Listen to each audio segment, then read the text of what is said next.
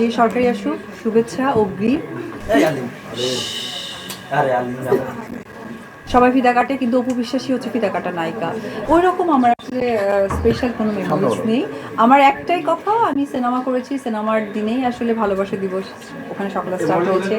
Director যখন connection বলেছে তখনই হয়তো যে ডায়লগ ছিল ওটাই। আমি যেদিন থেকে ইন্ডাস্ট্রিতে এসেছি সেদিন আসলে এই প্রত্যেকটা ডেটগুলো আসলে খুব কাউন্টিং থাকে। ঈদ, পূজা, ভালোবাসা দিবস, পহেলা বৈশাখ, কারণ সেই সময়গুলোতে আসলে আমার কাজের রিলিজ হতো এবং কাজের জন্য খুব তোড়জোড় থাকতো। ওই রকম কখনো হয়ে ওঠে। Thank you.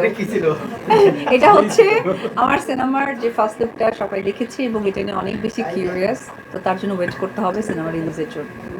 আমি একটি কথাই বলতে চাই যে আমাদের দেশ উন্নয়নের পথে এগিয়ে যাচ্ছে, উন্নয়ন হচ্ছে। তো যে সরকারি আসুক সেই সরকারের কাছে আমার শুভকামনা থাকবে এবং আমার একটি বার্তায় থাকবে, যেহেতু আমি চলচ্চিত্রের মানুষ, এই সেক্টরটা যেন কোনোভাবে বন্ধ না হয়ে যায় এবং এটার প্রতি যেন সেই সহানুভূতিটা থাকে। আর পাশাপাশি অনেক সময় আমরা শিল্পীরা অনেক বেশি অতি উৎসাহী, অতি আগ্রহে অনেক কিছু করে ফেলেছি। সেটার অনেক সময় হয় না যে ফিতা কাটার মতো অবস্থা হয়েছে, যে সবাই ফিতা কাটে কিন্তু অপু বিশ্বাসী হচ্ছে ফিতা কাটা নায়িকা।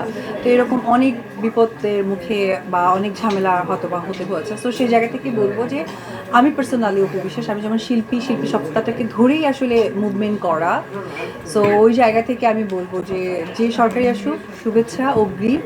এবং আমাদের চাওয়া একটাই থাকবে যে চলচ্চিত্র মানে এই বিনোদন জগৎটা যেন কোনোভাবেই ধ্বংস না হয়ে যায়, কারণ বিনোদন জগৎ যদি ধ্বংস হয়ে যায় তাহলে আমার কাছে মনে হয় যে আমরা কিছুই শিখতে পারবো না, কোনো মেসেজ পাবো না।